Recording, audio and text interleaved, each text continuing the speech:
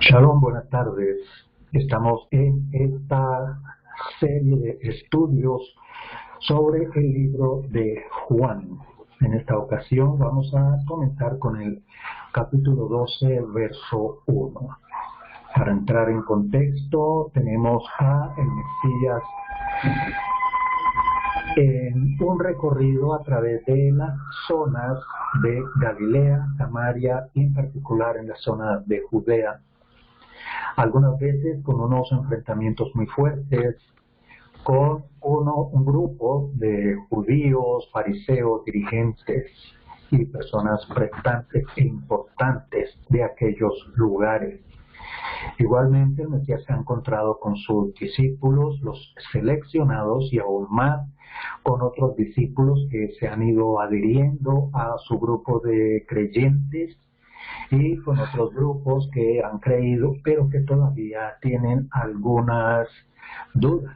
Igualmente el maestro les está hablando por medio de símbolos y alegorías que muchas veces se hacen difíciles de comprender, no solamente para este corazón duro de los judíos, sino aún también hemos visto que para sus propios discípulos aún a veces es difícil la comprensión de este tipo de mensaje, de este estilo de nuestro maestro, de esta forma pedagógica de enseñar con estas figuras que él utiliza para que podamos entender mejor su mensaje. En esta ocasión vamos a comenzar con el verso 6 y tenemos en la pantalla, me avisa por favor si se está viendo allí el texto del libro de Juan, desde el 12:1, por favor. Sí, se mira. Ah, listo. Bueno, comenzamos la lectura con 12:1 y nos dice: 6 días antes de Pesaj llegó Yahoshua a Bet-Ini, donde estaba Elazar, a quien él había resucitado de entre los muertos. Vemos aquí una fecha importante desde que el autor del libro de Juan nos está señalando exactamente que 6 días antes de Pesaj es una fecha que podemos señalar en un calendario para tenerla allí en cuenta y luego hacer la cronometría de todo este espacio que está viviendo nuestro maestro en ese tiempo. El Mesías llegó a Betania, la ciudad que hemos visto en el capítulo 11, donde estaban sus amigos a los cuales él quería mucho, entre ellos Elazar, al que él había resucitado de entre los muertos. Seguimos al verso 2 y nos dice: y le hicieron allí una cena. Marta servía y Elazar era uno de los que estaban sentados a la mesa con él. Vemos allí que allí se hizo una cena, pero no era una cena normal, cotidiana, familiar, era una cena con presencia del Mesías Yahoshua en particular. Aquí vemos a Marta, la hermana, que se preocupaba por las cosas domésticas, las cosas de la casa, los protocolos de la cena, y era la encargada de todo esto. Miriam era un poco más relajada en esas cargas domésticas, pero ambas tenían los mismos sentires, los mismos pensamientos y los mismos sentimientos con este personaje con el cual los unía una relación muy especial entre el Mesías, Marta, Miriam y Elazar. Recordamos también y recomendamos que se trate de determinar a qué nombre y qué significa la palabra Marta dentro de la nominología hebrea, lo mismo Miriam y el nombre de Elazar. Vamos al verso 3 entonces, que se nos dice: entonces Miriam, que había traído una libra de perfume de nardo puro de mucho valor, ungió los pies de Yahoshua y los limpió con sus cabellos. y la casa se llenó con el olor de perfume. Vemos aquí una costumbre que se realiza en el Medio Oriente, no solamente en la Israel de aquellos días, sino en otras regiones del Medio Oriente, en el cual se hace un homenaje especial a los visitantes, a las personas importantes, con un ungimiento de pies, el cual se hace con algún tipo de aceite, algunas especias, algunas plantas aromáticas y algunos elementos para secar los pies. Esto se hacía inclusive para las personas que venían de lejos con sus pies cansados y empolvados, y le hacían este tipo de homenaje y de recibimiento a las personas, de manera que no tiene esa connotación mística o misteriosa que se le ha dado en otras comunidades. La casa se llenó con el perfume.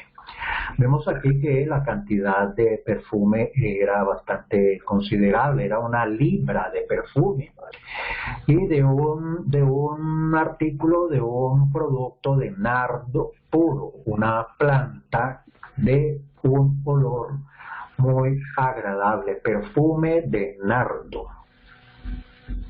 Aquí vemos por primera vez en este relato aparecer a un personaje hasta ahora no relevante, pero ya el maestro empieza a perfilarnos cuál va a ser el desenlace de toda esta situación en adelante.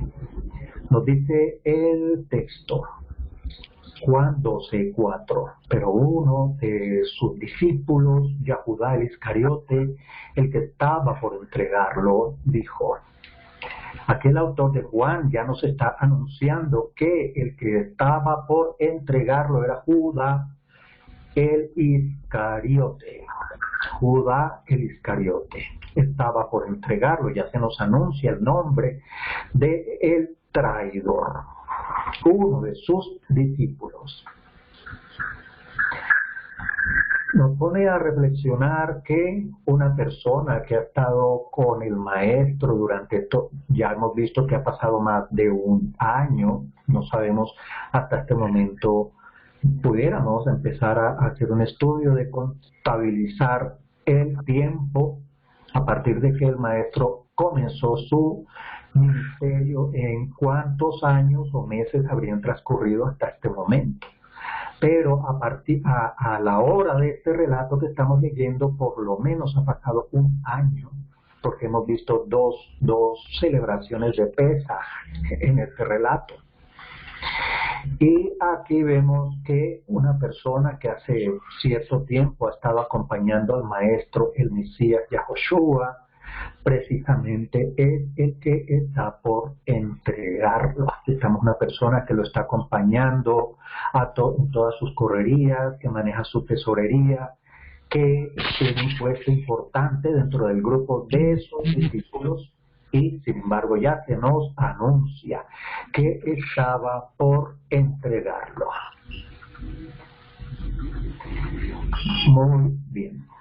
Seguimos entonces con esta reacción del tesorero del grupo, y nos dice en el verso 5 el texto lo siguiente: ¿por qué no se vendió ese perfume por 300 denarios y se le dio a los pobres? Bien, vemos aquí un número grande, 300, no dice 10, 20, son 300. Denarios era una moneda romana, el denario de aquellos días. Recordemos que en el contexto estamos bajo una región que está bajo el Imperio Romano. El Imperio Romano impone su economía, impone sus reglas económicas, sus impuestos, sus leyes y hasta su moneda. Tenemos allí entonces una característica del Imperio Romano la situación política en aquellos días. La situación religiosa era un tema que respetaban todos los imperios que llegaban a dominar en una región. Ellos no se meten particularmente a fondo con la religión de las regiones a las cuales se están sometiendo, pero los someten a impuestos y a algunas reglas de aspecto civil a las regiones que están sometiendo. Vamos al verso 6 que nos dice lo siguiente: pero digo esto no porque le importaban los pobres, sino porque era ladrón, y como tenía la bolsa a su cargo, sustraía de lo que se echaba en ella.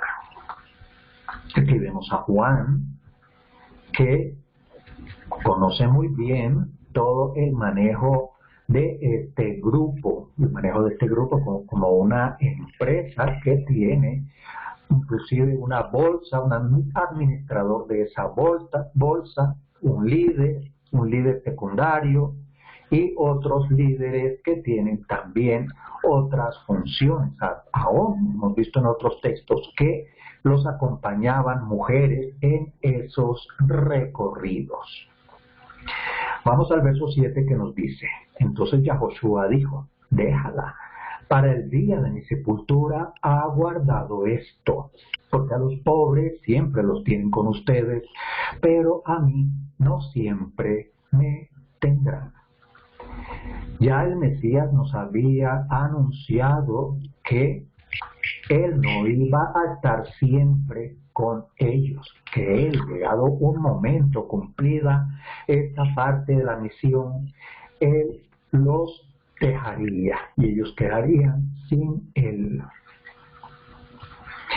Él nos dice: a los pobres siempre los tienen con ustedes.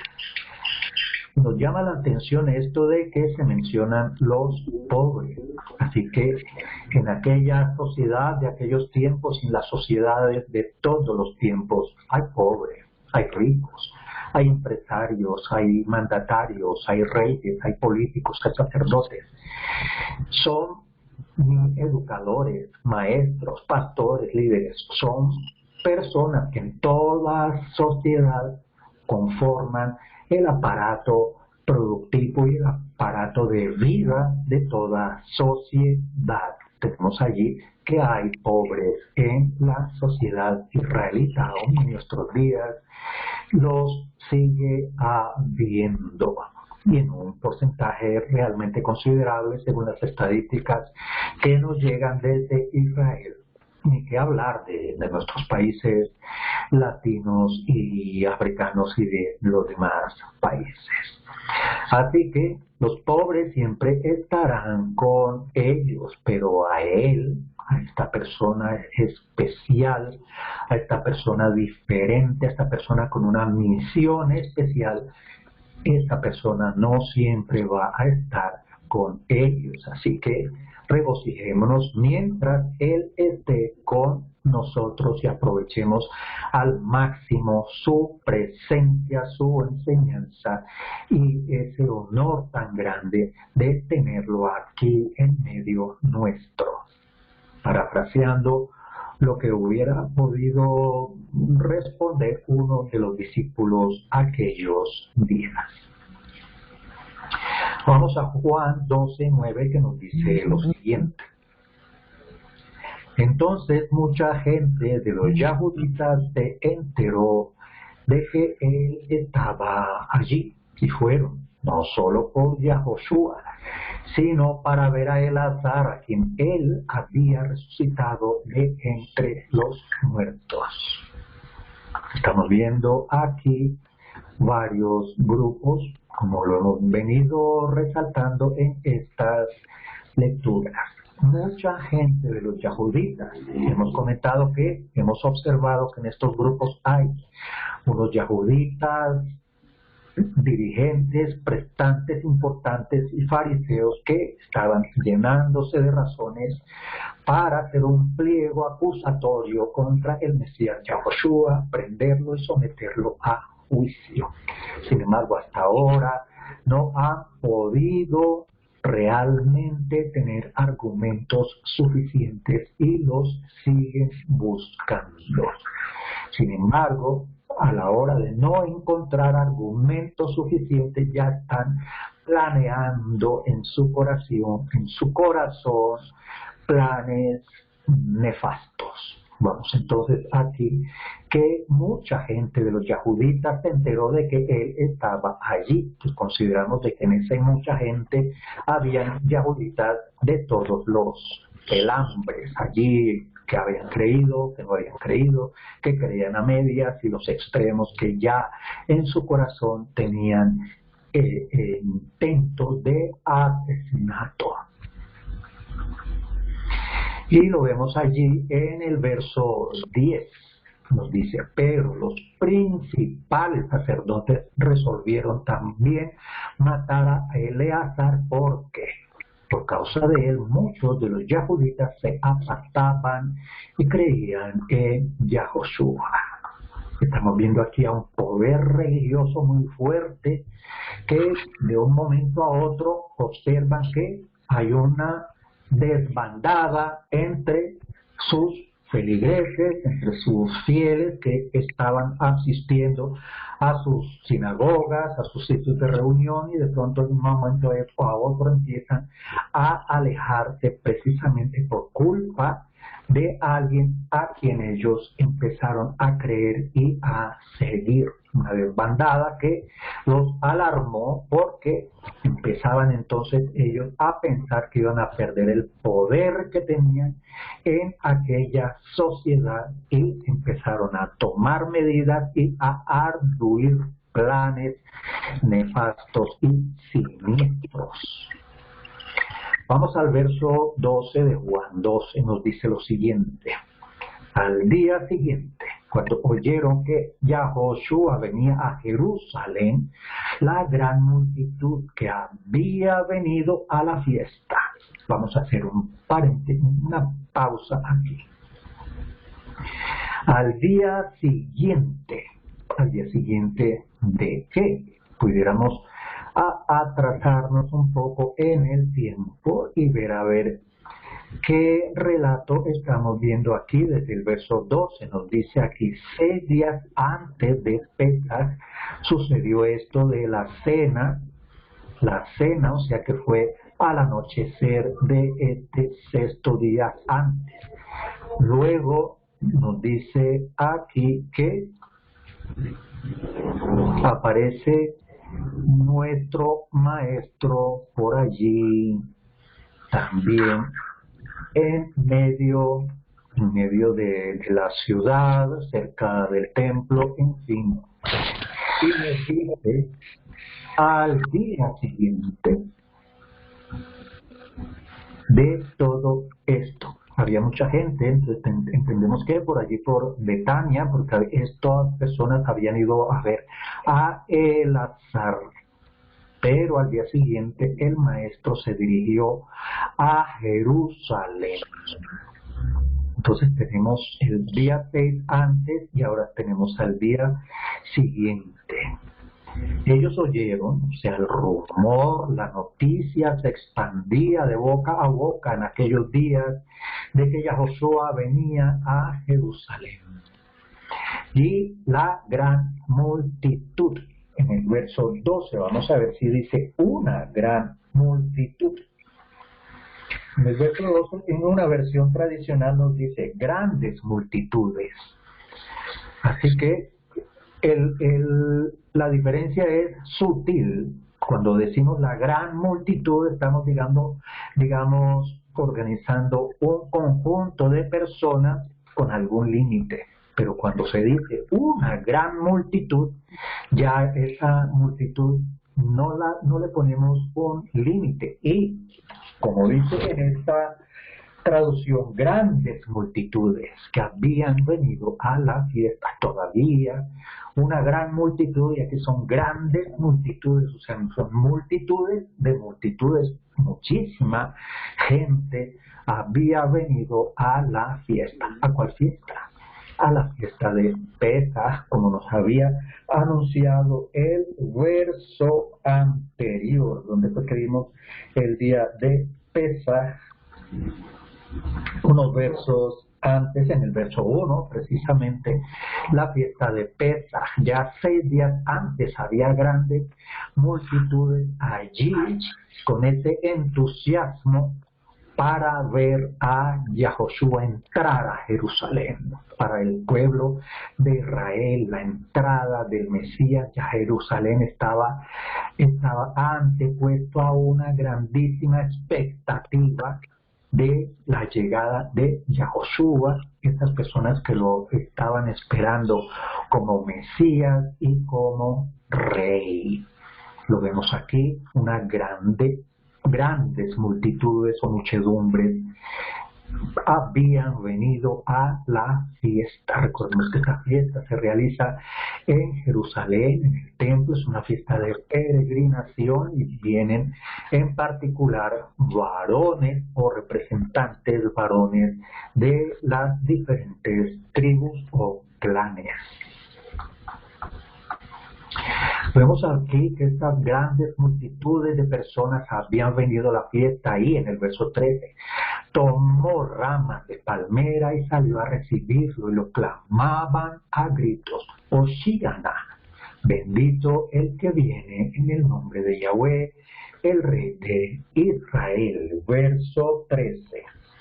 Tenemos allí referencia al Salmo 118, 25 y 26. Vamos a buscarlo, vamos a ponerlo allí en el chat. Salmo 118, 25 y siguientes. 118,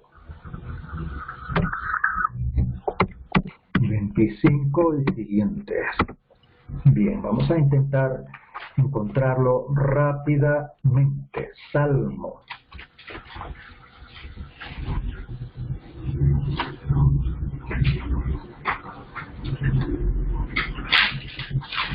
18. Listo. Por aquí está. Y precisamente la referencia se hace en atención a la palabra Hoshiana. Y vemos que nos dice ahora el verso 25. Oh Yahweh, directamente con el nombre. Sálvanos ahora, te ruego, oh Yahweh, por segunda vez el nombre, que nos hagas prosperar ahora. Y en el verso 26, bendito el que viene en el nombre de Yahweh, por tercera vez el nombre de Yahweh. Desde la casa de Yahweh os bendecimos. En el verso 26, segunda parte, siempre en este verso, un detalle para resaltar en este verso directamente el nombre de Yahweh. Y menciona la palabra Hoshiana. Hoshiana. Esta palabra no es como algunas canciones que alguna vez escuchamos en ciertos periodos del año. Esta palabra significa sálvanos, sálvanos. Así que si se dice Hoshiana en las alturas, no tiene sentido esa frase, porque la palabra significa sálvanos. Así que ahí también hay un detalle equivocado en esos temas. Hoshiana. Y recordábamos que la palabra Hoshia viene de salvación, así que Shua, Shia, las mismas raíces de salvar, salvación, rescate, en fin, esa raíz. Y vemos en el verso 13 lo siguiente: bendito el que viene en el nombre de Yahweh, el Rey de Israel. Estos eran los gritos de aclamación de estas muchedumbres de personas que habían venido a la fiesta de Pesaj. Unos días antes de Pesaj, por lo menos 6 o 5 días antes de Pesaj, se estaba realizando esta manifestación, este plantón montón de personas allí con ramas de palmera que salieron a recibir al que llaman en el verso 13 el rey de Israel. Aquí estamos viendo entonces lo que tenía en la mente estas muchedumbres de personas,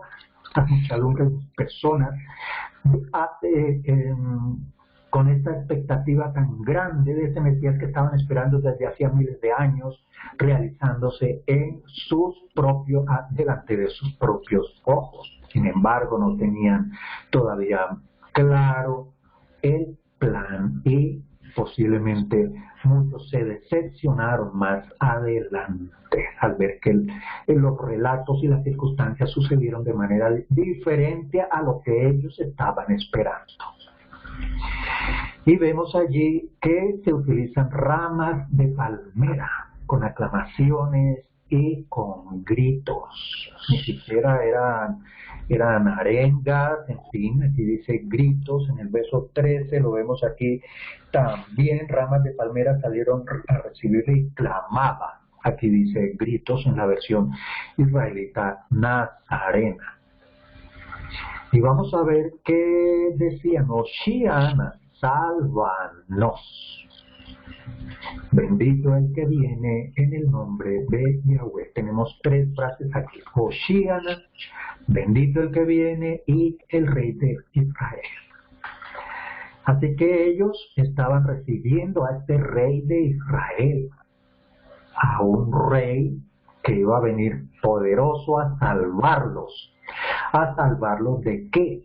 A salvarlos de la opresión de los imperios que desde hace miles de años los están pisoteando y esclavizando y explotando con impuestos y restringiéndoles sus creencias y su religión y toda esta opresión de todos estos imperios. Ellos tenían esta esperanza gozosa de que este iba a ser el rey que los iba a liberar de toda esa opresión. Y además, este rey estaba profetizado que iba a venir en el nombre del Padre Todopoderoso. No iba a venir por sí mismo, ni iba a venir como rey autónomo. Era un rey que venía en el nombre del Todopoderoso, y estas eran las profecías, y eso era el cumplimiento que ellos creían que estaban viendo realizarse a la manera que ellos la estaban esperando en aquellos días. Sin embargo, podemos imaginarnos la cara de todas estas miles de personas cuando en el verso 14 Yahoshua encontró un burrito y se montó sobre él, porque estaba escrito en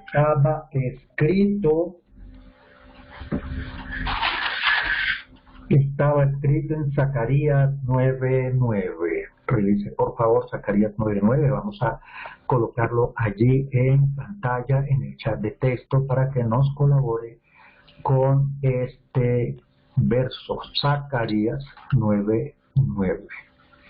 Si lo encuentra, por favor, nos avisa mientras colocamos aquí la referencia. Nos imaginamos la sorpresa de esta multitud cuando el Mesías viene en un burrito. Pero ellos tal vez no tenían en cuenta esta pequeña frase y algunas otras de los profetas donde se dice que iba a venir sobre una cría de asna. ¿Lo encontró, por favor, el Zacarías? Sí. Por favor, ¿lo puede leer? Sí, dice. Alégrate mucho, hijo de Sión, da voces de júbilo, hija de Jerusalén. He aquí tu rey vendrá a ti, justo y salvador, humilde y cabalgando sobre un asno, sobre un pollino. Hijo. Muy bien, entonces vemos que allí la primera parte es bien brillante, bien esplendorosa, nos habla de un rey pero una frasecita allí nos dice que va a venir sobre una cría de asna. Así que nos hacemos la grande expectativa con una parte del verso, pero no leemos el resto de forma completa y integrándola a todo el texto, y nos hacemos entonces unas expectativas que de pronto no se van a realizar como lo estábamos esperando. Así que estamos viendo aquí en el verso 15: no temas, hija de Sión, mira tu rey viene sentado sobre una cría de asna. Casi textualmente la profecía de Zacarías en 9:9. Gracias por el aporte. Así que estábamos esperando un rey que viniera con un ejército esplendoroso, en una carroza, con caballos, con una compañía a su alrededor, con toda una corte. Nos encontramos con una persona humilde que viene en un burrito. Tal sería la expectativa de estas muchedumbres, que aún sus discípulos no entendieron estas cosas al principio. Lo vemos aquí en el verso 16. Sus discípulos no entendieron estas cosas al principio. Pero cuando Yahoshua fue glorificado, entonces se acordaron de que esto estaba escrito acerca de él y que asimismo se había cumplido en él. Aquí vemos dos tiempos. El tiempo actual, en que ni siquiera sus propios discípulos que venían con él, aprendiendo de él, viendo sus maravillas, viendo el cumplimiento de todas estas profecías, y no entendieron este recibimiento del pueblo y no entendieron esta humildad de este rey que venía en una cría de asna, en un asnito. Ni siquiera sus propios discípulos lo entendieron al principio. Y vamos a ver en qué momento ellos llegaron a entenderlo todo. Lo dice aquí el verso 16. Cuando Yahoshua fue glorificado, entonces fue que se acordaron de que esto estaba escrito acerca de él y que asimismo se había cumplido en él.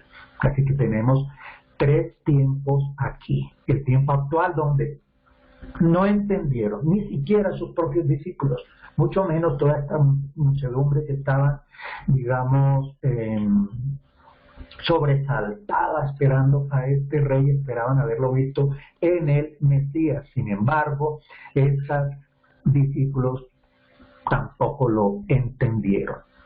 Hubo un periodo de tiempo en que estos discípulos, después de este hecho que sucedió hasta que fue glorificado, tampoco lo entendieron. Fue necesario que el Mesías se les presentara después de haber sido resucitado y aún que metieran la mano en sus miembros para saber si era cierto, cuando ellos entonces fue que entendieron. Nos está diciendo eso aquí el verso 16. Cuando Yahoshua fue glorificado, entonces fue que se acordaron de que todo esto estaba escrito acerca de él y de que se había cumplido en él. Discípulos que venían siendo testigos desde hace más de un año del Mesías y todavía estaban sin entender. Vamos a ver el verso 17, nos dice lo siguiente. La gente que estaba con él daba testimonio de cuando llamó a Elazar del sepulcro y lo resucitó de entre los muertos. Así que a pesar de esta apariencia humilde del maestro, de todas maneras, la gente, conociendo en particular esta resurrección de Elazar, aún así daba testimonio de él. La gente que estaba con él daba testimonio del caso de Elazar. Por esto, por este asunto, por esta obra tan sobrenatural que sucedió con Elazar, la gente lo salió a recibirlo porque oyeron que él había hecho aquel milagro.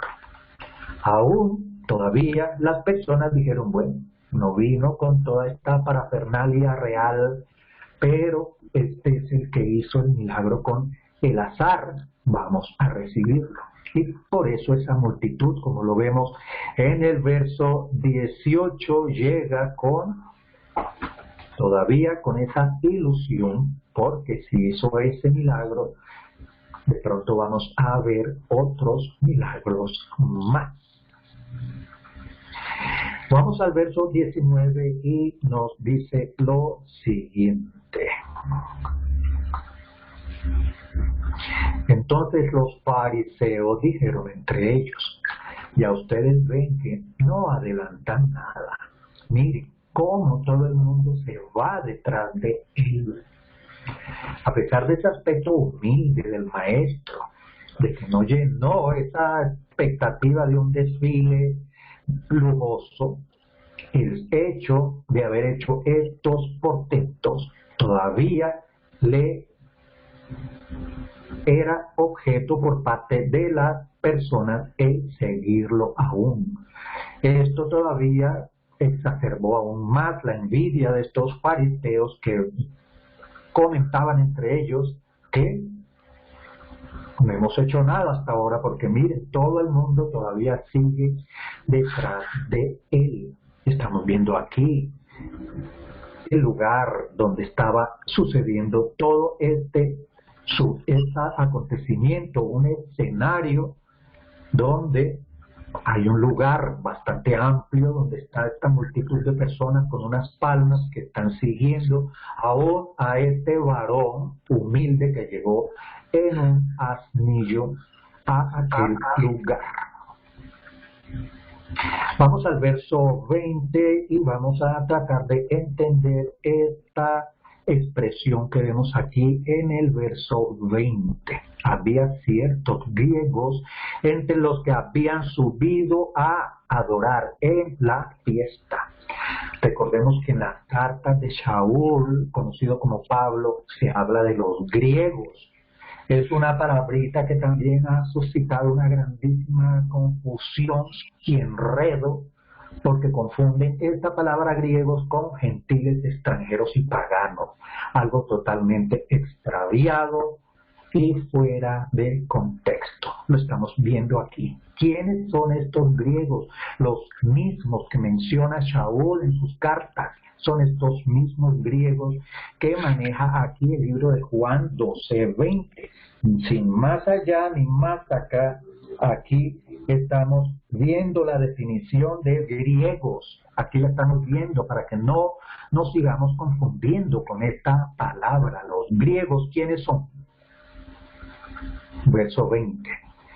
Son personas que han subido ¿a dónde? A Jerusalén. Y en particular, ¿en qué punto de Jerusalén?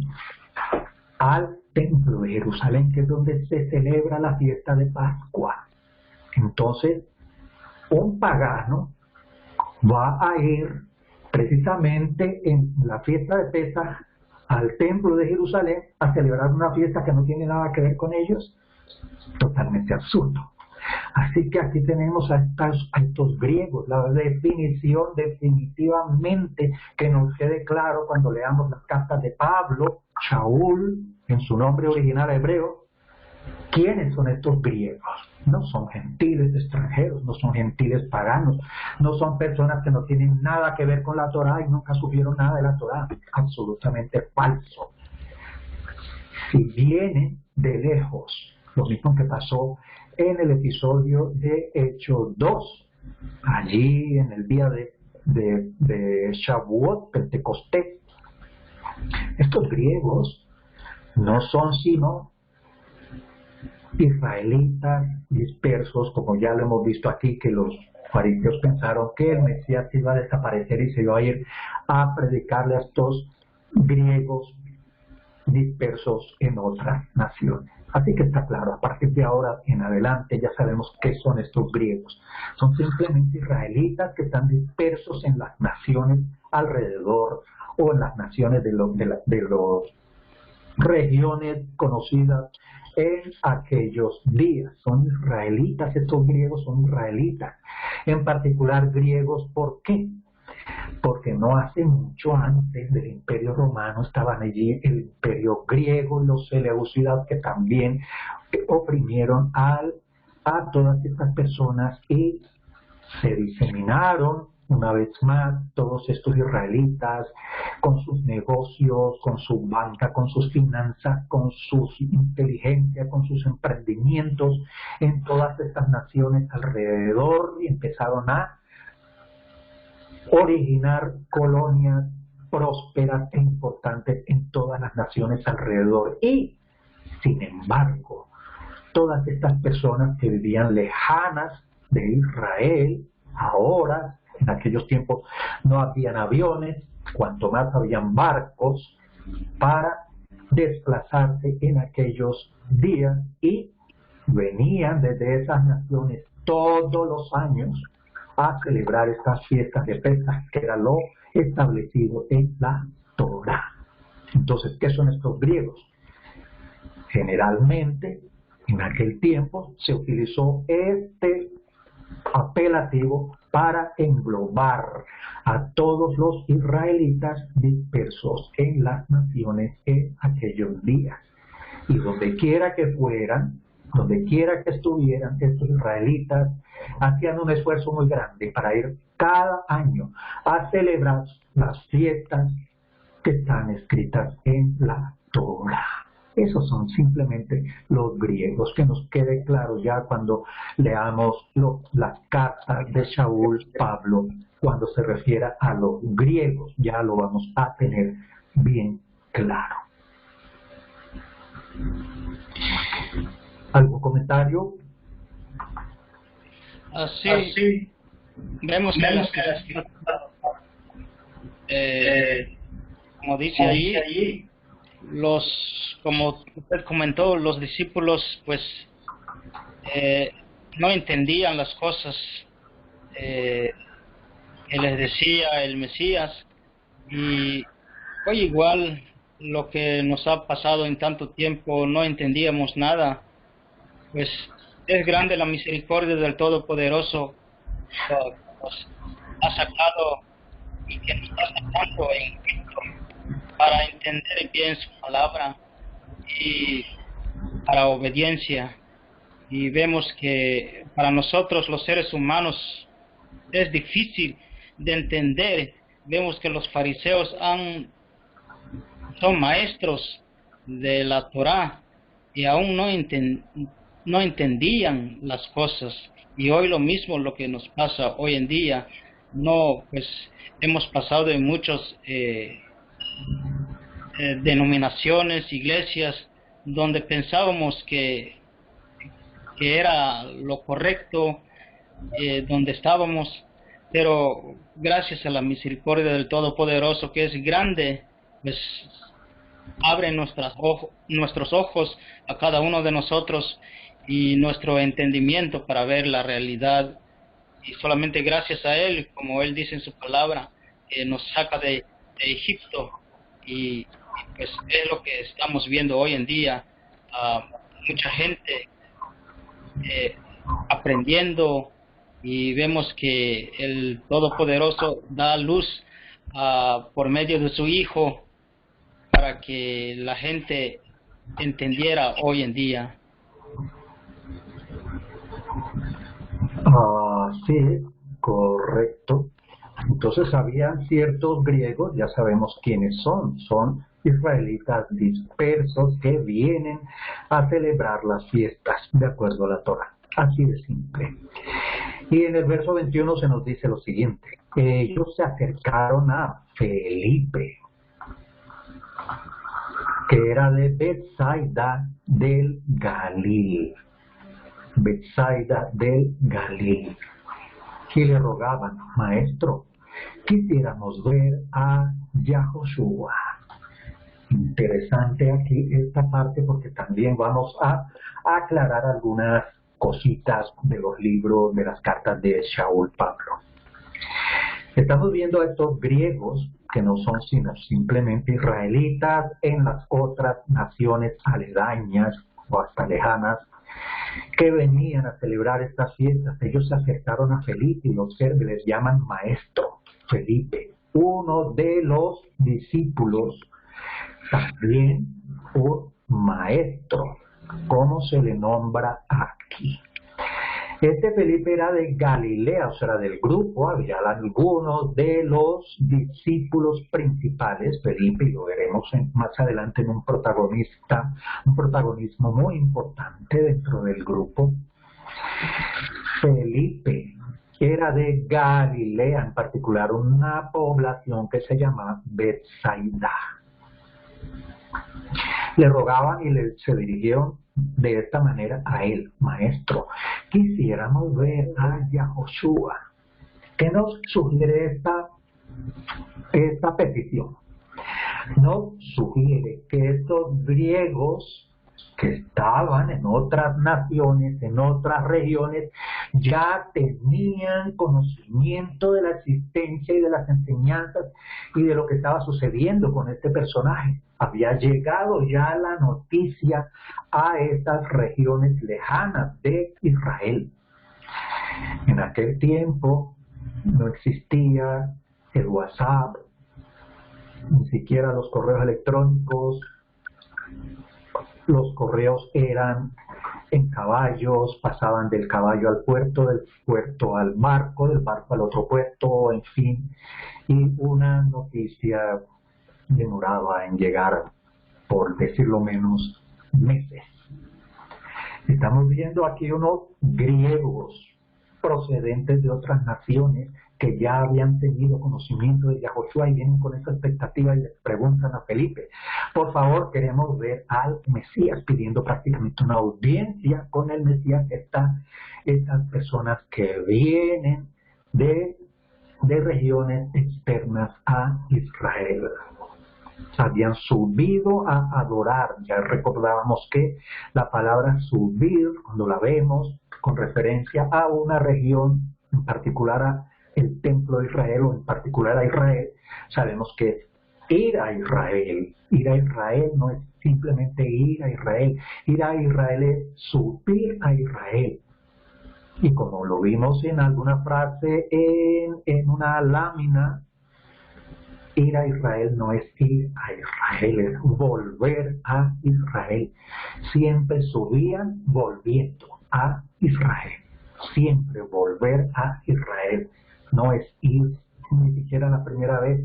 Ya cuando vamos la primera vez ya es como si hubiéramos ido antes. Subir a Israel, volver a Israel. Cuando volvamos, si la voluntad del Todopoderoso que volvamos a Israel, podremos decir, vamos a volver a Israel. Vamos a subir a Jerusalén. Amén. Aleluya. Bien, estamos viendo aquí a un grupo de griegos. Subrayémoslo para que recordemos qué significa ser griego en estos textos y aún en las cartas de Shaul. Quisiéramos ver a Yahoshua, ya que ellos entonces venían con esa expectativa. Habían tenido noticias y apenas llegaron, preguntaron, queremos ver a Yahoshua. Y le llaman a Felipe maestro. Felipe era uno de los importantes discípulos y protagonista más adelante. Verso 22, Felipe fue y se lo dijo a Andrés. Y Andrés y Felipe se lo dijeron a Yahoshua. Y Yahoshua les respondió, ha llegado la hora para que el Hijo del Hombre se glorifique. Esta frase es contundente, porque el maestro aplica esta frase en este momento en particular ante esta petición. Es lo que tenemos que empezar a comprender dentro del plan de el maestro, y él lo revela en cada una de sus palabras. Ha llegado la hora qué momento el maestro está expresando esta frase? Ha llegado la hora. El maestro expresa esta frase, ha llegado la hora, cuando estos griegos preguntan por él. Vienen a buscarlo a él. Reflexionemos y meditemos un poco sobre todo esto dentro del contexto hebreo, israelita, dentro del contexto de las dos casas, dentro del contexto de la restauración de todo Israel, y todo se nos va a aclarar, todo va a estar diáfano, simple, entendible totalmente, cada frase que vayamos leyendo a partir de estas enseñanzas que nos está entregando el discípulo Juan por medio de estos relatos de las palabras de nuestro Maestro el Mesías, y vayamos enlazando todas las circunstancias y las frases. El Maestro está pronunciando esta frase en este preciso momento cuando unos griegos preguntan y quieren verlo, preguntan por él y quieren verlo. ¿Qué nos indica esto? Aquí hay una señal. La hora llega cuando los dispersos buscan al Maestro. Aquí lo está expresando el Mesías en el verso 23. Vinieron de lejos preguntando por el Maestro, el Mesías, por Yahoshua. Lo preguntaron con su nombre propio. Ni siquiera dijeron al Mesías con algún título. Lo preguntaron por su nombre.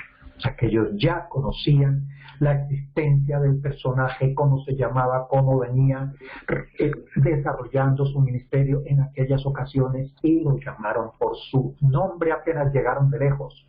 Llegaron de lejos y lo llamaron por su nombre.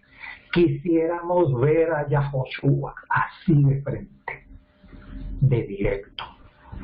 Y el Mesías igual de directo dice, ahora sí, ha llegado la hora para que el Hijo del Hombre se glorifique. Así que aquí hay una señal, el momento en que llegó la hora para el Mesías, la hora que él ha dicho a veces, nos ha dicho varias veces, aún no ha llegado la hora, aún no ha llegado la hora, aún no ha llegado la hora. Y ahora nos dice, ha llegado la hora. ¿En qué preciso momento ha llegado la hora? En el preciso momento en que los dispersos preguntaron y quieren verlo. Él expresó, ahora ha llegado la hora. Y empieza entonces a enseñarnos al respecto de esta frase que nos acaba de decir. Conocemos que los discípulos quedaban desconcertados con cada frase y empezaban a discutir entre ellos y a reflexionar y a estudiar las frases de nuestro Maestro en su lenguaje alegórico y en su lenguaje simbólico, y ellos entraban en esa inquietud de estudio. Entonces estamos viendo al Mesías que está expresando, ha llegado la hora. Y vamos al verso 24 y se nos dice, en verdad, les digo que a menos que el grano de trigo caiga en la tierra y muera, queda solo, pero si muere, lleva mucho fruto.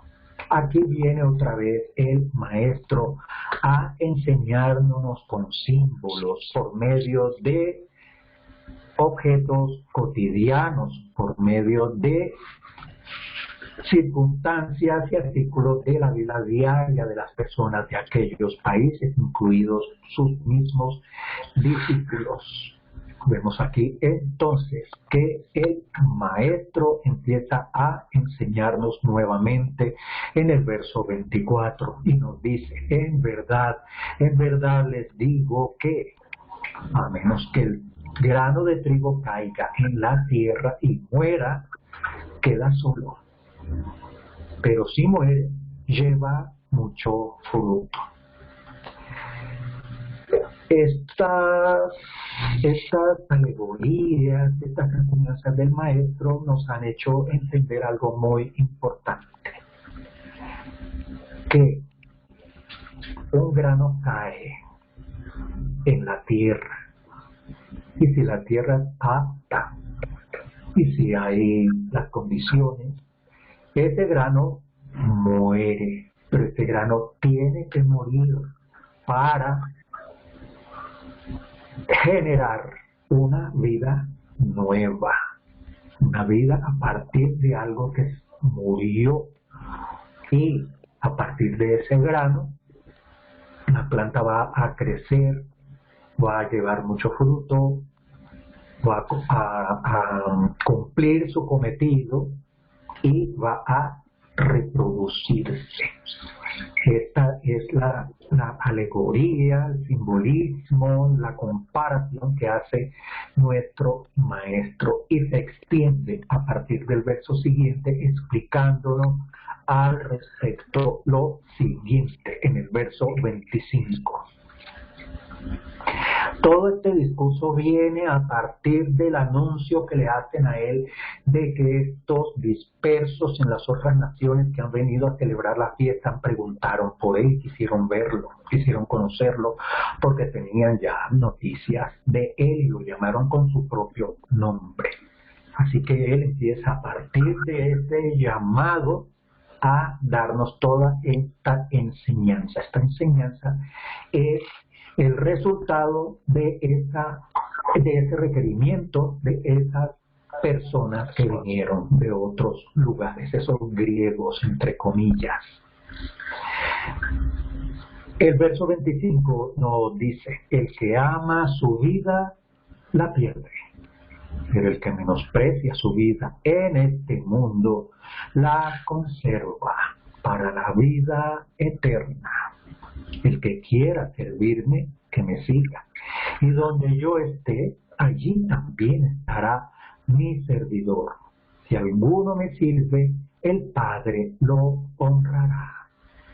Hermosas palabras de promesa que vemos aquí en labios, en las expresiones de nuestro maestro. Así que aquí nos está mostrando una alegoría del grano que cae en la tierra. Pero esta muerte es para vida eterna. Hay que morir a la vieja semilla para que esta semilla nazca nuevamente y produzca fruto. Algo parecido lo encontramos en la inmersión. Y vamos al verso 26 que nos dice: el que quiera servirme, que me siga. Y pausamos ahí: el que quiera. No es obligación de nadie seguir al Mesías, es algo voluntario, es algo que nace del corazón, es algo que decide la persona.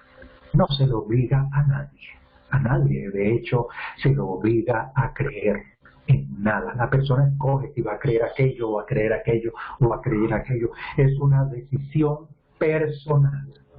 La decisión siguiente es que se va a quedar ahí, se va a quedar ahí, se va a quedar allá, o va a seguir investigando y estudiando y avanzando hacia arriba. Así que aquí lo vemos en el verso 26: el que quiera seguirme, que me siga.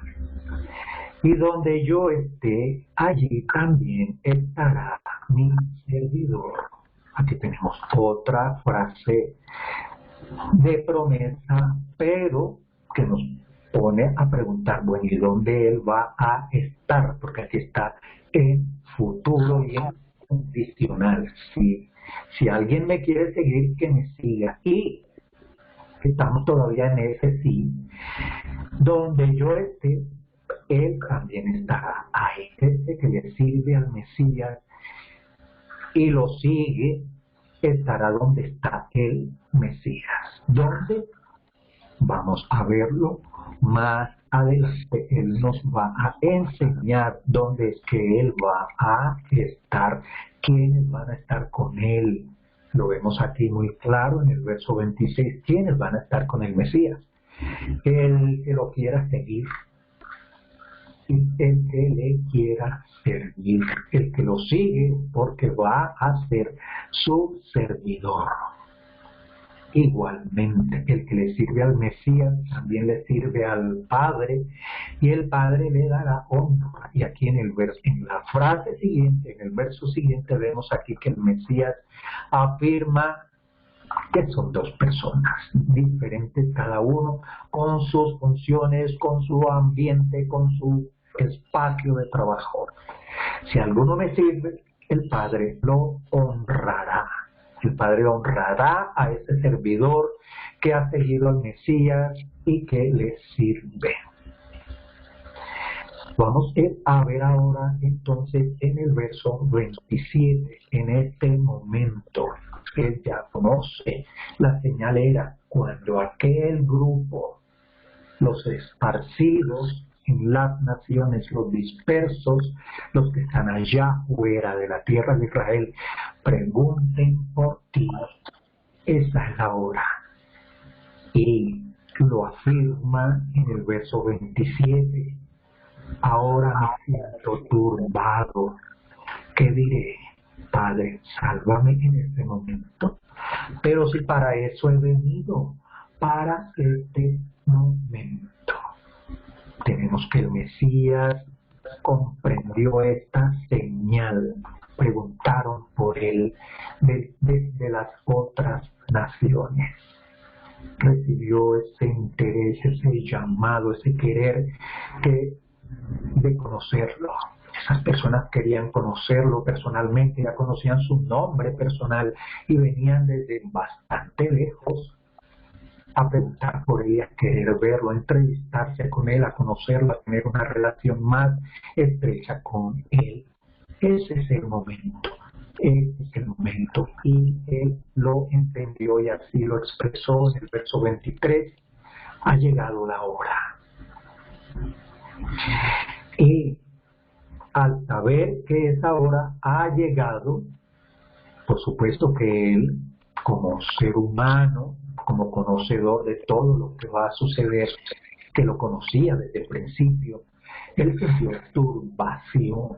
Toda esta tragedia sangrienta que va a suceder desde ahora en adelante, eso lo turbó aún en su ser humano, en su más profunda y sentida humanidad. Y se dirige a su Padre. Pero ¿qué voy a decir? Si para eso vine, para este momento. Así que este fue el momento decisivo en que él entendió que allí iba a empezar el desenlace cruento de toda esta historia. Pero él lo acepta allí. Debemos entender y comprender esta frase. Para eso he venido. Para eso he venido, así que no hay nadie a quien echarle la culpa. Por favor, entendamos esas palabras del Mesías. Para eso he venido, para este momento. Y él se sintió turbado. Él conoce y él sabe que para eso fue que vino. Y aquí vemos una manifestación personal gloriosa, una visión en esta vez que aún la multitud escuchó como un trueno.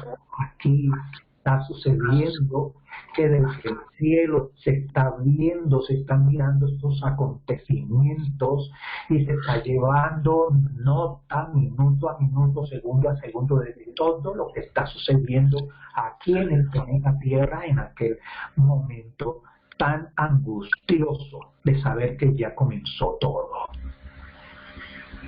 Sigue esta oración del Hijo al Padre en el verso 28 y siguiente. Padre, glorifica tu nombre. Entonces vino una voz del cielo y dice esa voz, ya lo he glorificado, lo glorificaré otra vez. La multitud que estaba presente y escuchó decía que había sido un trueno. Aquí estamos viendo una manifestación sobrenatural en un grupo de personas que preguntaron por el Mesías Yahoshua, y toda esta multitud que estaba atenta. El maestro, que ya es consciente de que va a empezar todo este desenlace. Estamos viendo al Hijo orándole al Padre, aceptando que para eso vino al mundo, esperando fuerza y esperando entereza y ánimo para que continúe con esa labor. Y el maestro sabe que todo esto que va a suceder es para glorificar al Padre. Y el Padre se lo confirma desde el cielo, que hasta la gente escuchó. No lo pudo comprender, lo escucharon como un fuerte ruido que venía del cielo, como un trueno. El Padre en ese diálogo con el Hijo, el Padre desde el cielo dialogando con el Hijo. El Hijo le dice: glorifica tu nombre, porque para eso fue que el Mesías aceptó y es consciente de todo este desenlace que se va a originar a partir de este momento. Y él, desde el cielo, ¿cuál es la respuesta? Que hasta los seres humanos la escucharon, no la entendieron y la escucharon con un trueno. Ya lo he glorificado, 1, y lo glorificaré otra vez, 2. Vamos a detenernos un momento aquí para saber por qué hay 2 glorificaciones aquí, por medio de esta obra del Mesías. Hay 2 glorificaciones, una inicial y otra siguiente. Habrá más. Por medio de todo esto que el Mesías va a realizar, que sabe que todo esto va a comenzar, va a haber una glorificación ¿de qué? ¿De qué? Del nombre. Lo vemos en el verso 28. Glorifica tu nombre. Por eso podemos entender y debemos entender que el nombre no puede estar oculto. ¿Cómo se va a glorificar un nombre que no se conoce? Un nombre que está oculto, un nombre que está escondido, un nombre que tenemos prohibido siquiera de conocer. El Hijo vino a dar a conocer el nombre del Padre, a recordarlo, a restaurarlo, a hacerlo entender, no solamente el nombre, sino la Torah y toda su enseñanza y todo el plan del Padre Todopoderoso. Y aquí estamos viendo en el verso 28, Padre, glorifica tu nombre. Por medio de la obra del Maestro, el Mesías, se va a glorificar el nombre del Padre, el nombre del Todopoderoso. ¿Y cómo lo vamos a entender esta glorificación del nombre si no lo conocemos, si se nos tiene prohibido siquiera conocerlo? Lo tienen escondido. Nos prohibieron conocerlo porque dijeron que era blasfemia. Y aquí el Hijo está glorificando el nombre del Padre. Lo van a glorificar inicialmente por estas 2 veces que vemos aquí en el verso 28. 2 veces vino una voz del cielo y dice esa voz: ya lo he glorificado una vez y lo glorificaré otra vez, 2. Así que hay 2 momentos en todos estos acontecimientos en los cuales se va a glorificar el nombre del Padre.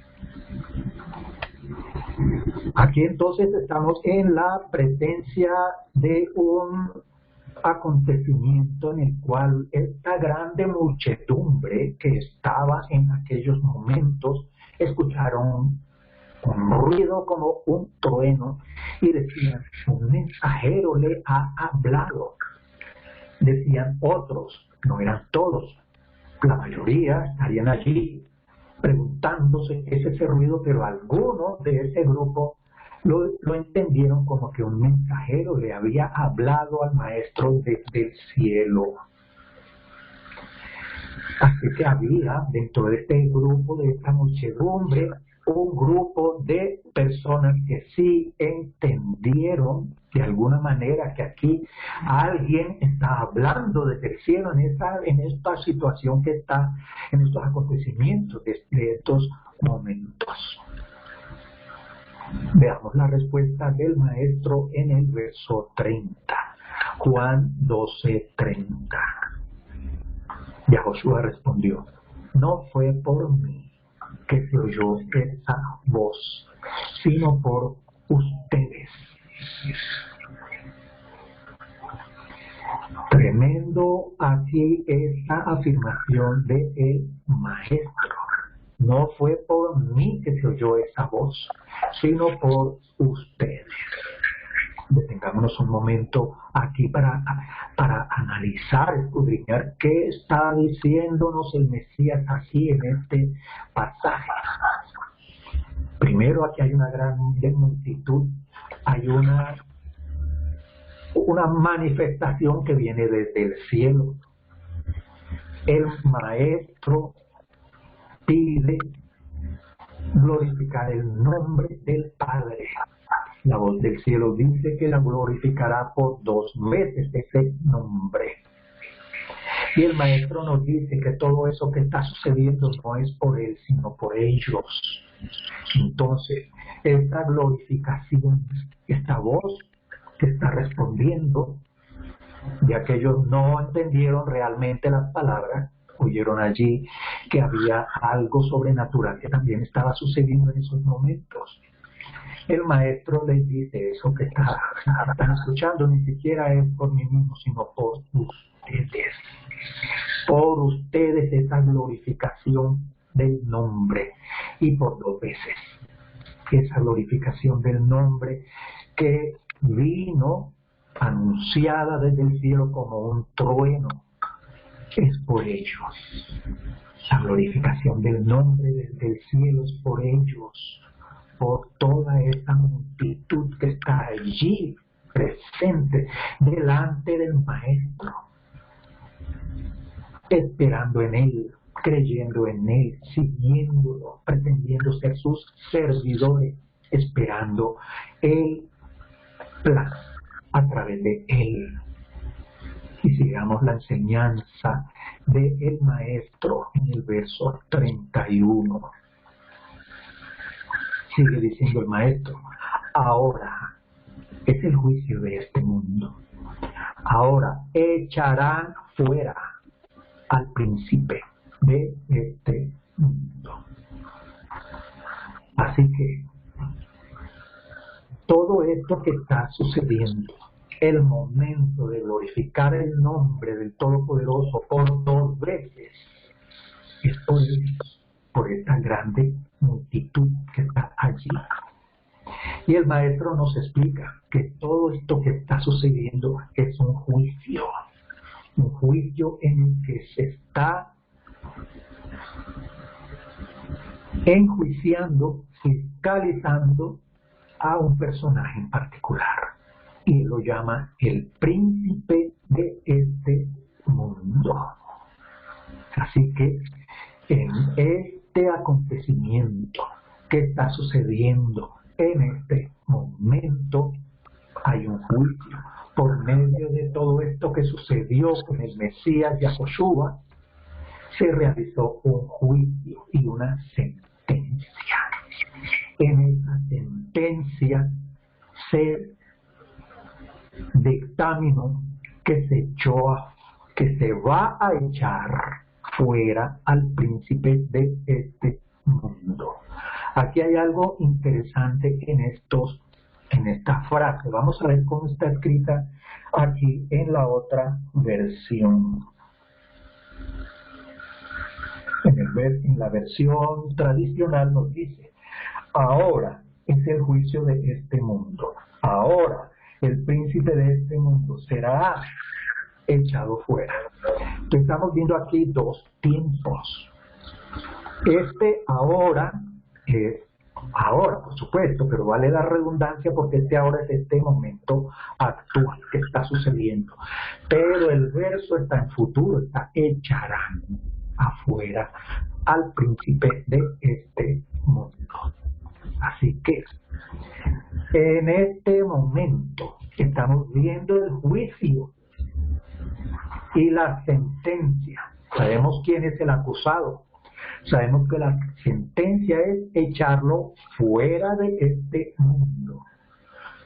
El juicio es ahora, la sentencia es ahora, pero se va a aplicar más adelante, porque aquí dice, echarán fuera el príncipe de este mundo. Ya está sentenciado, ya está derrotado. Y va a llegar el momento en que va a ser echado fuera. Estamos viendo aquí, siempre que leamos palabra por palabra, los tiempos de los versos, los adverbios, las conjunciones, todos los elementos de la gramática para que vayamos teniendo una mejor claridad. Igualmente, vayamos comparando con otras versiones, así sean las que tengamos a la mano, las tradicionales, pero ya conocemos el contexto, ya no las vamos a leer igual que las leíamos antes con los ojos cerrados, con una venda, escuchando lo que no estábamos leyendo. Ahora comparemos diferentes textos. Vemos aquí entonces dos tiempos. Ahora es el juicio de este mundo. Por medio de la obra del Mesías hubo un juicio, hubo un juez, hubo una sentencia, y esa sentencia se cumple en un tiempo determinado. Lo estamos viendo allí en el verso 31. Ahora es el juicio. En este momento que comenzó este desenlace, se enjuició y se dio la sentencia. Y conocemos cuál es la sentencia. El príncipe de este mundo lo echarán. Lo echarán. Y vamos a ver, lo echarán. Aquí vemos esta frase en el verbo en plural. ¿Quiénes lo echarán? Al príncipe de este mundo lo echarán, y afuera. ¿Afuera a dónde? Y lo echarán. Así que aquí en el verso 31 estamos viendo la relación. Cuando leemos el libro de Revelación, vamos a encontrar el juicio, el desenlace y el momento en que se echa fuera al príncipe de este mundo. Recordemos que todas las escrituras están enlazadas en un solo hilo y es una sola historia, es un solo plan, de principio al final. Y aquí el maestro en el verso 31 ya nos está pintando la escena final. Y seguimos en el verso 32. Nos dice, y yo, cuando me levanten de la tierra, atraeré a todos hacia mí. Igualmente vamos a detenernos aquí en esta frase. Cuando me levanten de la tierra. O sea que él va a estar extendido en la tierra. Y alguien lo va a levantar, porque dice, cuando me levanten. No dice una persona cuando alguien me levante, sino me levante. Así cuando en el verso 31 dice, echarán. Aquí estamos viendo que hay algún grupo de personas que tienen esa tarea. Se les ha delegado esa tarea. Uno de echar al príncipe del mundo afuera. Y hay otros que lo van a levantar al Mesías de la tierra. Él va a ser levantado de la tierra. ¿Qué entendemos por esto? Él va a ser levantado de la tierra. Él va a ser resucitado. Y de esa manera Él va a atraer a todos hacia mí, a todos. La palabra a todos engloba a una gran cantidad de personas. Sabemos que todos no van a llegar, no van a entender, no van a seguir, pero muchos sí. Así que aquí en el verso 33 nos aclara el autor del libro de Juan lo siguiente. Entonces la gente, él decía esto en el verso 33, él decía esto para dar a entender de qué manera iba a morir. Él nos está contando todo esto y lo que va a pasar aún después. Vamos a ver la para el verso 34, el entendimiento y la actitud de todas estas personas que entendían, que esperaban, que se les había dicho, que se les había explicado, que estaban ellos esperando. Lo vemos en el verso 34. Entonces la gente le respondió: nosotros hemos oído que según la Torá el Mashiach permanece para siempre. ¿Cómo es que tú dices que el Hijo del Hombre tiene que ser levantado? ¿Quién es ese Hijo del Hombre? Porque el Mesías, en estas enseñanzas, como lo hemos venido viendo, él se define en estos textos como el Hijo del Hombre. Aún muchas personas, y es que es difícil, pongámonos en los zapatos de las personas de aquellos días, en lo que estaban esperando, lo que se nos había enseñado, y todo este contexto. No era fácil comprender toda esta situación y menos estas palabras alegóricas y simbólicas de nuestro maestro. Ellos intentaban y se esforzaban y preguntaban, pues, ¿qué quiere decir todo esto? Y nos vemos en el verso 34 que dice así: nosotros hemos oído que, según la Torá, el Mashiach permanece para siempre. ¿Cómo es que tú dices que el Hijo del Hombre tiene que ser levantado? ¿Quién es ese Hijo del Hombre? Así que ellos, como vemos, siempre, todas estas personas son profundos conocedores de la Torá, de los profetas, de todas las historias que están contenidas en el Tanaj, en los otros libros, aparte de los 5 primeros. Y afirman que el Mesías permanece para siempre, como lo afirma la Torá, es correcto. Ellos están totalmente de acuerdo con lo que dice la Torá y están esperando que, si esta es la persona que está cumpliendo todos estos requisitos, eso que dice la Torá se va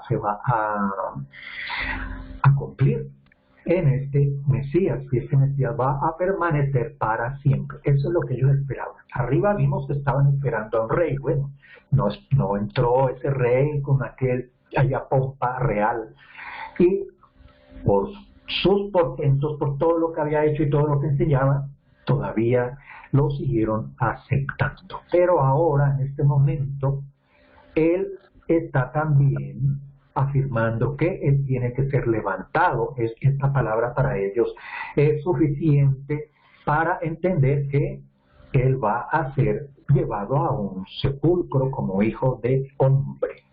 Pero no lo pueden comprender, porque entonces aquí ven una contradicción.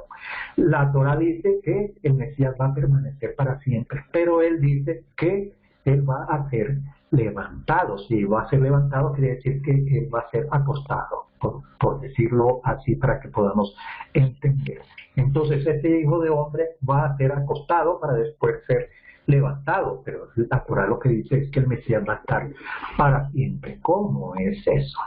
Se trata de responderles en el verso 35 y nos dice: entonces ya Josué les dijo: todavía por un poco de tiempo estará la luz entre ustedes. Caminen mientras tienen la luz, para que no los sorprendan las tinieblas, porque el que anda en tinieblas no sabe a dónde va. Unos versos o unos capítulos anteriores en este libro también trataba de estos dos extremos, la luz y la oscuridad, el saber dónde vamos y no saber dónde vamos porque no vemos en la oscuridad.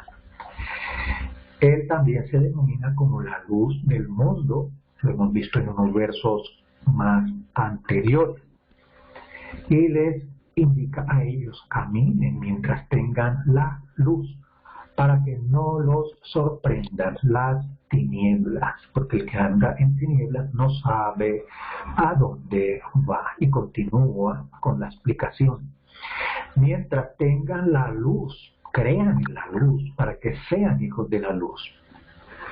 Estas cosas habló Yahoshua y luego se apartó y se escondió de ellos. Vamos a intentar en reflexionar acerca de esta enseñanza del Mesías en ese momento, diciéndole esto a esas personas. Entonces ya Josué les dijo, todavía por un poco de tiempo. Ya hemos visto esta frase antes, por un poco de tiempo. Ya sabemos que hay unos periodos de tiempo que el Mesías nos ha venido anunciando. En estos momentos nos digo que ya llegó el momento en que comienza el desenlace de todo esto, pero entre este momento actual y este comienzo de todo el desenlace todavía hay un poco de tiempo. Durante ese poco de tiempo Él va a estar en medio de ellos. Entonces, ¿qué es lo que el maestro nos quiere decir aquí? Hombre, no le pongan tanta misterio y tanta oscuridad a todo esto. Crean en la luz. Simplemente, como nos dice en el verso 36, crean la luz para que tengan luz, para que sean hijos de luz. Crean en Él, sin tanta misterio y sin tanta búsqueda de contradicciones y búsqueda de explicaciones. Crean. No tampoco inconscientemente creer por creer, pero creer porque Él nos está demostrando todo lo que ha hecho, sus obras, sus enseñanzas, su conocimiento, su sabiduría. Hombre, hay más suficientes motivos para creer en Él. Él es amplio y suficiente para creer en Él. Hombre, crean para que sean hijos de la luz. Podemos entender eso entre el 35 y el 36. Sin embargo, se apartó y se escondió de ellos. Y continuamos viendo este corazón endurecido de ellos en el verso 37, en un grupo, porque otro grupo creyó en Él y otros grupos, pero aún sus discípulos todavía no tenían, sus discípulos, los que andaban con Él de hace un año o más, o tal vez 2, todavía no tenían bien claras las cosas y las tuvieron claras hasta después de que Él fue glorificado, como lo vimos aquí. Entonces era algo no muy fácil de entender para ninguno, posible para las personas que andaban con Él a todo momento. Y lo vemos aquí en el verso 37. A pesar de haber hecho tantos milagros delante de ellos, no creían en Él. Pero sabemos que todo esto era parte del cumplimiento de todas estas profecías que se habían dado acerca de Él. Lo vemos aquí en el verso 38. Así se cumplió la declaración del profeta Yesayahu 38.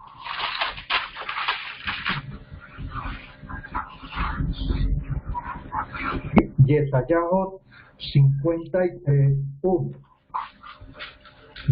Yesayahu 53:1. Vamos a colocar aquí la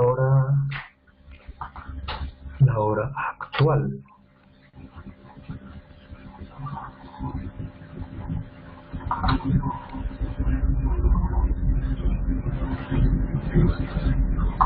Sí.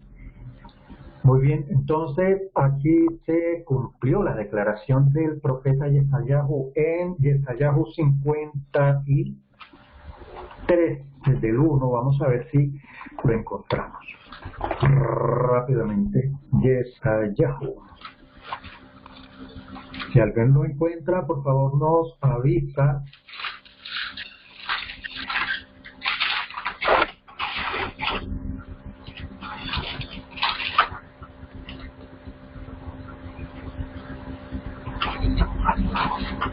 Nos dice así Yesayahu 53. ¿Quién ha creído a nuestro anuncio? ¿Y sobre quién se ha manifestado el brazo de Yahweh? exactamente una paráfrasis de Isaías 53:1, casi que textualmente el verso. Y vamos a ver allí qué era lo que se había declarado. Se preguntan quién ha creído en nuestro mensaje. Verdaderamente que el target principal de nuestro maestro, el Mesías, eran precisamente sus hermanos de la tribu de Judá, principalmente. Como hemos visto, muchos creyeron, aún fariseos, aún sacerdotes creyeron en él, pero muchos otros no creyeron, muchas personas que tenían unos puestos de importancia y alguna influencia de poder en aquellos días no creyeron. ¿A quién se le ha revelado el brazo de Yahweh? Aquí vemos entonces la contraparte. Unos que no creyeron, pero otros que sí creyeron. Cuando se habla del brazo, de la diestra, definitivamente estamos hablando de el Mesías, de Yahoshua. Él es el brazo, él es la diestra y está a la diestra de el Padre. Pero vemos en el verso 39, por eso no podían creer, porque inclusive Yahoshua les había dicho en otra ocasión, en el 40, Él ha cegado los ojos de ellos y endureció su corazón, para que no vean con los ojos, ni entiendan con el corazón, ni se conviertan y yo los sane. Aquí vemos algo bien importante y profundo. Esos que no entendieron. Estamos viendo aquí un proceso muy parecido al del faraón. Las cosas empiezan por la misma persona, por su propia dureza de corazón. Sin embargo, como hemos visto, el Todopoderoso da varias oportunidades. Se las dio al faraón varias oportunidades, le advirtió, le dijo, mira, deja ir a mi pueblo porque puede pasar esto y esto y esto y tal día y a tal hora.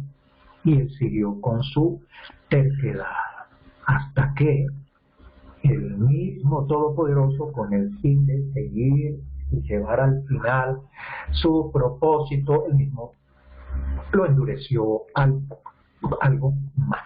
Eso lo hemos visto aquí. Ellos desde el comienzo endurecieron su corazón, no se dispusieron a entender, cerraron aún más sus ojos, se quedaron con la venda que ya tenían.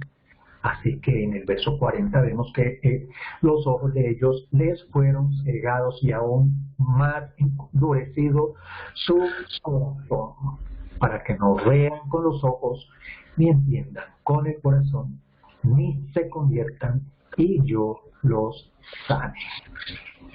Así que podemos entender que la persona, el individuo, decide por sí mismo, toma su propio camino y más adelante el Todopoderoso interviene de acuerdo a su propósito. Lo estamos viendo allí en el verso 40.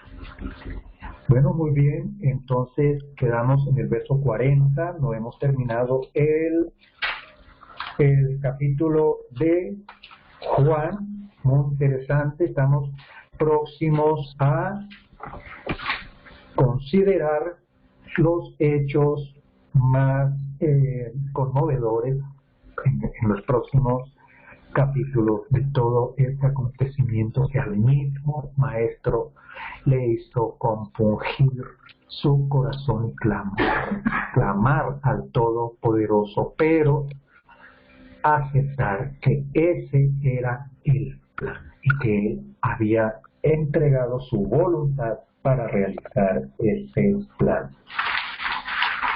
Muy bien, siendo hoy día de Shabbat, Vamos a agradecerle al Todopoderoso que nos ha permitido estar con vida en este día y gozarnos en este día de Shabbat. Vamos a agradecerle al Todopoderoso por este día. Jaime, Señor, adelante. por favor, haga una oración por mi papá. Está muy grave en el hospital. Sí, Señor, claro, por supuesto. Gracias. Padre Todopoderoso, tú eres nuestra salvación. Confiamos y no hemos de temer, porque el Todopoderoso es mi fortaleza y mi canto. Él ha sido ayuda para mí, extraerá agua con júbilo de los manantiales de la salvación. Las salvaciones de Yahweh, venga sobre tu pueblo tu bendición para siempre. Yahweh de los ejércitos, esté con nosotros, nuestra fortaleza para siempre es el Elohim de Jacob. El Todopoderoso Elohim, Rey del Universo, Yod-Heh-Wah-Heh, estableciste la distinción entre lo sagrado y lo profano, entre la luz y la oscuridad, entre Israel y las naciones, entre el séptimo día y los 6 días de trabajo. Bendito eres tú, Padre Todopoderoso, Yod-Heh-Wah-Heh, que estableciste la distinción entre lo sagrado y lo profano. Alabada Yahweh todas las naciones, alabadle todos los pueblos, porque su misericordia es grande para con nosotros y la verdad de Yahweh perdura por siempre. Aleluya. Eterno Padre Todopoderoso, declaramos en esta hora, Padre, todo nuestro agradecimiento a ti, Rey Eterno Creador, porque nos has mantenido con vida hasta este momento, porque nos has mantenido con vida para poder ver tu gloria a través de los hechos portentosos de tu Hijo Yahoshua, el Mesías. Padre Todopoderoso, te agradecemos por esta palabra que nos has dejado como un legado de riqueza. Lo más hermoso que nos ha podido pasar ha sido conocer esta palabra que nos has llegado a través del pueblo judío, por el cual tenemos ese agradecimiento por vida. Eterno Padre Todopoderoso, en esta hora te agradecemos este Shabbat que termina en el día de hoy y ponemos en tus manos esta semana que comienza. En tu amor, en tu misericordia, nos presentamos delante de ti, primero para pedirte perdón porque confesamos que hemos fallado, Padre, pero apelamos a esa misericordia tuya, a ese amor y a esa bondad que muestras con los seres humanos y esas oportunidades que nos das, a pesar de que no las merecemos, porque tu corazón es grande, infinito y amoroso por los méritos del Mesías Yahoshua. Eterno Padre, en esta hora nos ponemos delante de ti, nosotros, nuestros padres, nuestras familias, nuestras esposas, nuestros hijos y nuestras hijas. Ponemos en tu presencia, Padre, al Señor Padre de Manuel Acevedo. Esta persona está enferma, Padre. Tú nos has dado muchas veces oportunidades de seguir viviendo en momentos en que hemos estado en peligro, Padre, porque tu misericordia es tan grande. Así que apelamos a tu misericordia, Padre, para que glorifiques tu nombre por medio de esta persona, del Padre de Manuel Acevedo, en tu misericordia, en tu bondad. Si es tu voluntad, Padre, si es tu voluntad, pon tu mano misericordiosa sobre el Padre de Manuel Acevedo, una persona que puede llegar a las raíces hebreas, a conocerte verdaderamente, tu nombre, tu plan, tu persona y la persona del Hijo. Dale otra oportunidad, sánalo en tu misericordia, Padre Todopoderoso, te lo suplicamos en esta hora. Si es tu voluntad, si es tu voluntad, si es tu voluntad, Padre Todopoderoso. Ponemos igualmente esta semana que comienza y nuestras vidas, Padre, en tu presencia, en tus manos. Queremos servirte, Padre, con un corazón nuevo, con un corazón sano, como nuevas criaturas, como nuevas personas, derrotando lo viejo que aún haya en nuestro ser, derrotando el pasado y olvidándolo, porque tú ya lo olvidaste. Queremos vivir una vida nueva hacia adelante, una vida hacia el futuro, sin mirar atrás, sin volver el rostro para no convertirnos en estatuas de sal.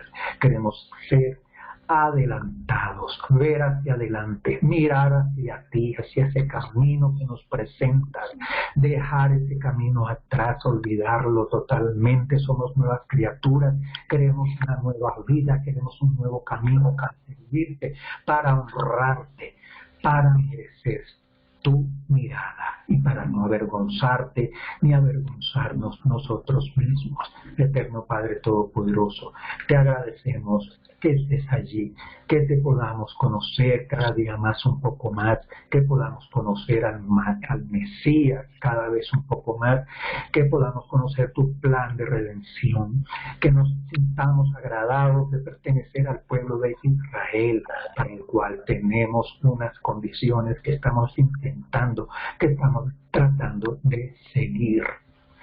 Te agradecemos, Padre, todas tus misericordias y tus bondades, tantas veces que nos has salvado la vida, y aún en cada momento, cada instante, eres nuestra coraza, eres nuestro Sebaot, nuestro Yahweh Jireh, nuestro Yahweh Rafa.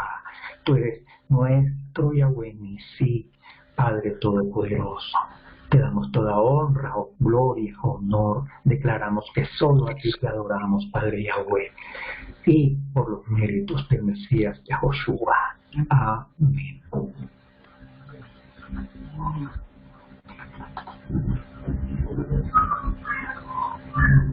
Amén, amén.